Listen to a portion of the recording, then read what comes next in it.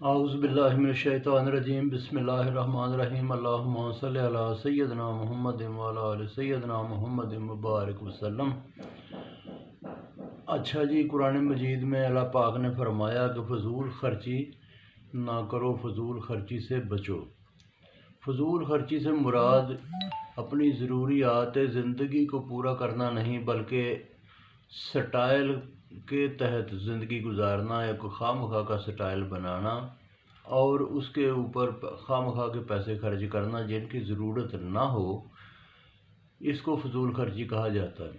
عام طور پہ یہ ایک سادہ سی زبان میں اس کو فضول خرچی کہا جاتا ہے، لیکن اگر اس کو غور کیا جائے تو وقت ضائع کرنا، اس طرح سے جو ہے نا وہ خواہ مخواہ بیٹھ کے ایک چھوٹی سی بات میں اگر بات ختم ہوتی ہے تو اس کے اوپر لمبی چوڑی بات بنانا، باتوں کا بتنگڑ بنانا، یہ زبان کی فضول خرچی میں آتا ہے۔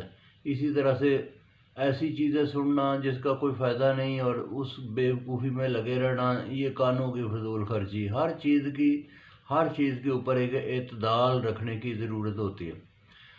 اللہ تبارک و تعالیٰ کیونکہ خالق کائنات ہے، وہ چاہتا ہے کہ میرا بندہ کسی مشکل میں نہ پھنسے۔ دیکھ لیں کہ کمائی انسان کی اپنی ہوتی ہے، وہ کہے کہ یا اللہ یہ پیسے میرے ہیں، میں نے کمائے، میں جس طرح مرضی خرچ کروں۔ نہیں، اللہ تبارک و تعالیٰ اس کو بتاتا ہے کہ یہ تیرے لیے کیا اچھا ہے کیا برا ہے، کیونکہ انسان کا علم بہت کمزور ہے، انسان کو نہیں پتا کہ میرے لیے کیا اچھا ہے کیا برا ہے۔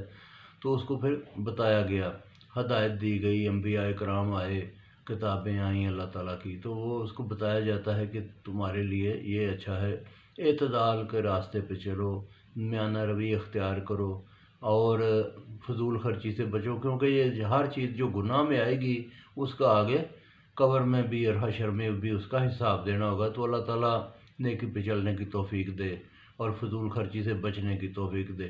جزاک اللہ۔